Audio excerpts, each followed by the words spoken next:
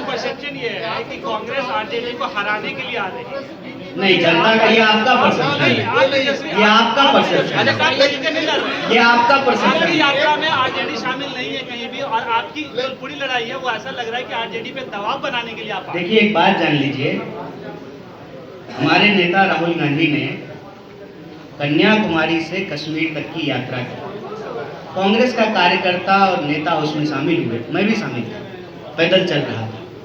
तो हम उसमें सिर्फ नफरत को हराने के लिए यात्रा कर रहे हैं।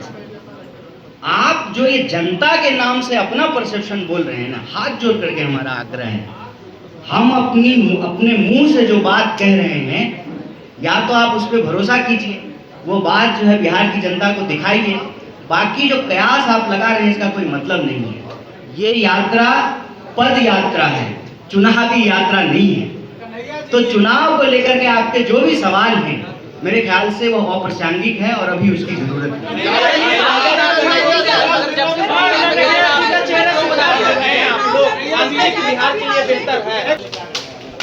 नमस्कार, आप देख रहे हैं डेली बिहार और मैं हूं रोशन झा। देखिए, जेएनयू के पूर्व छात्र संघ के अध्यक्ष और कांग्रेस एनएसयूआई के नेता कन्हैया कुमार आज बिहार पहुंचे। पटना में उन्होंने संवाददाता सम्मेलन को संबोधित किया और इस दौरान उन्होंने बताया कि पलायन और बेरोजगारी को रोकने के लिए एनएसयूआई और यूथ कांग्रेस की ओर से बिहार में एक पदयात्रा का आयोजन किया जा रहा है।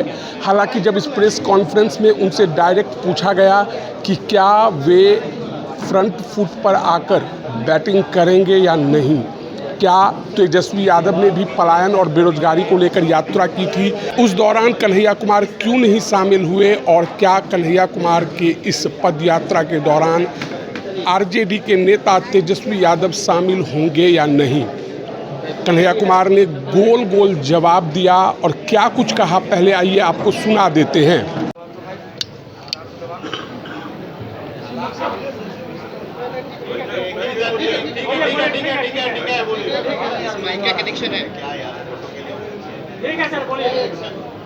सबसे पहले तो मीडिया के, electronic media, digital media, print media के सभी साथियों का एनएसयूआई यूथ कांग्रेस की तरफ से बहुत बहुत हार्दिक स्वागत।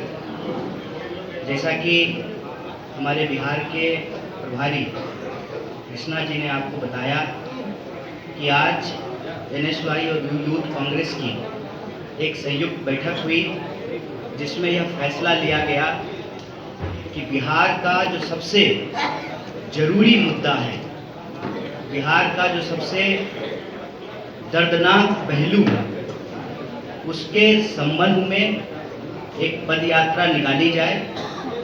तो आने वाली 16 तारीख को, 16 मार्च से, जहां से गांधी जी ने चंपारण आंदोलन की शुरुआत की थी अंग्रेजों के अन्याय के खिलाफ, तो बिहार के लोगों के ऊपर जो अन्याय हो रहा है उसके खिलाफ एनएसयूआई और यूथ कांग्रेस 16 मार्च से एक पदयात्रा की शुरुआत करेगी। जो पदयात्रा बिहार के विभिन्न जिलों से होते हुए आने वाले समय में पटना में उसका कल्मिनेशन होगा, पटना तक वो यात्रा आएगी। इस यात्रा का जो सबसे प्रमुख मुद्दा है, वो मुद्दा है शिक्षा का, नौकरी का और पलायन का। जैसा कि कृष्णा जी ने आपको बताया कि बिहार और बिहार के लोग पढ़ाई के लिए, दवाई के लिए, कमाई के लिए बिहार से पलायन करने को मजबूर हैं। अगर हम चाहते हैं कि बिहार के लोगों को उनका गौरव दोबारा प्राप्त हो, बिहार की आवाम का आत्मसम्मान अगर सुरक्षित करना है, तो पलायन रोकना पड़ेगा और बिहार के लोगों को नौकरी देनी पड़ेगी। लेकिन अगर नौकरी देना चाहते हैं तो सबसे ज़रूरी ये हो जाता है कि जो भर्तियां हैं, जो खाली पद हैं, उनको भरा जाए। लेकिन आप जानते हैं समय पे रिक्तियों को नहीं भरा जाता है, और जब रिक्तियों को भरने की असफल कोशिश सरकार करती है तो बड़े पैमाने पर परीक्षाओं में धांधली होता है, लूट खसोट होता है, भ्रष्टाचार के बड़े मामले उजागर होते हैं। आज भी बीपीएससी से जुड़ा हुआ मामला, उसको लेकर बिहार के छात्र और नौजवान आंदोलनरत हैं। तो बिना नौकरी दिए हुए और बिना शिक्षा दिए, शिक्षा की हालत ये है कि आप सब जानते हैं, पंचवर्षीय योजना कहा जाता है ग्रेजुएशन के डिग्री को। क्यों कहा जाता है पंचवर्षीय योजना? 3 साल का कोर्स है। कोई विश्वविद्यालय है जिसका सेशन रेगुलर है, वक्त पे एग्जाम नहीं हो रहा है और समय पे लोगों को डिग्री नहीं मिल रही है। कॉलेज की हालत ये है कि कॉलेज में शिक्षक हैं 10 और इनरोल्ड स्टूडेंट हैं 25,000 और फीस लगातार बढ़ती जा रही है। लोगों को पढ़ना है, हर हाल में पढ़ना है। गरीब से गरीब इंसान चाहता है कि उनके बच्चे पढ़ें, उनके बच्चों को नौकरी मिले और उनका जीवन बेहतर हो जाए। लेकिन सच्चाई ये है कि बिहार के लोगों को अच्छी शिक्षा के लिए बाहर जाना पड़ रहा है, नौकरी के लिए बाहर जाना पड़ रहा है, इलाज के लिए बाहर जाना पड़ रहा है। और जब हम बाहर जाते हैं, उस प्रदेश का, जिस प्रदेश में मोहनदास आए थे और जिस प्रदेश ने उनको गांधी बना करके भेज दिया, वो प्रदेश जहाँ सिद्धार्थ आए थे उनको महात्मा बुद्ध बना करके भेज दिया, वो प्रदेश जो तमाम धर्मों का, भारत के हर धर्म का जो प्रमुख स्थान रहा हो, जिसका एक गौरवशाली इतिहास रहा, स्वतंत्रता आंदोलन के इतिहास में एक अग्रणी भूमिका रही है। और आज भी कश्मीर से लेकर के कन्याकुमारी तक इस देश को अगर कोई बना रहा है तो वो बिहार के हाथ हैं, वो बिहार के श्रमिक हैं, बिहार के मजदूर हैं, बिहार के प्रशासनिक अधिकारी हैं, बिहार के लोग देश का निर्माण कर रहे हैं, लेकिन प्रदेश में उनके लिए कोई अवसर नहीं है। इसीलिए यहाँ पर एनएसयूआई और यूथ कांग्रेस ने ये फैसला लिया है कि बिहार के लोगों के लिए, सबको शिक्षा के लिए, सबको काम के लिए और पलायन रोककर बिहार के आत्मसम्मान के लिए यह यात्रा भितिहरवा आश्रम से शुरू होगी, विभिन्न जिलों से चलते हुए पटना पहुंचेगी।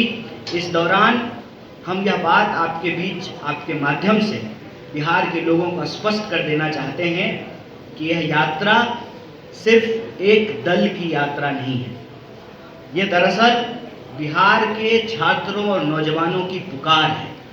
जो अन्याय उनके साथ हो रहा है, जो अत्याचार उनके साथ हो रहा है, उसके खिलाफ यह न्याय की पुकार है।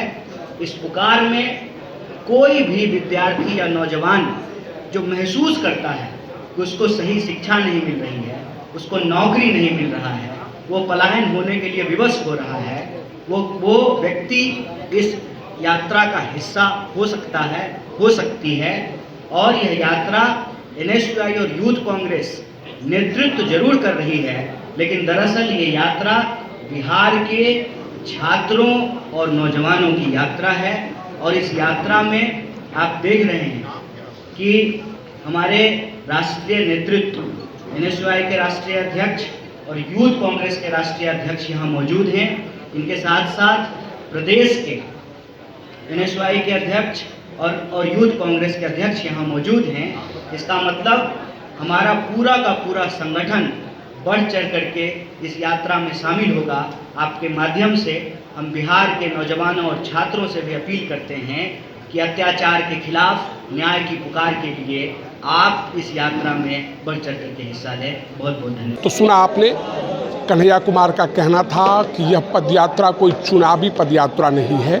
इस पदयात्रा में वे तमाम लोग शामिल हैं जिनको पलायन के विरोध में और रोजगार, नौकरी के लिए काम करना है। हालांकि जब कन्हैया कुमार से पूछा गया कि आगामी बिहार विधानसभा चुनाव में वे हिस्सा लेंगे या नहीं, नेतृत्व करेंगे या नहीं, तो उन्होंने कुछ भी कहने से साफ इनकार कर दिया। तो बहरहाल इस वीडियो में इतना ही। अगर आप हमारा ये वीडियो यूट्यूब पर देख रहे हैं तो सब्सक्राइब कर लें, फेसबुक पर देख रहे हैं तो हमारे पेज को लाइक कर दें। धन्यवाद।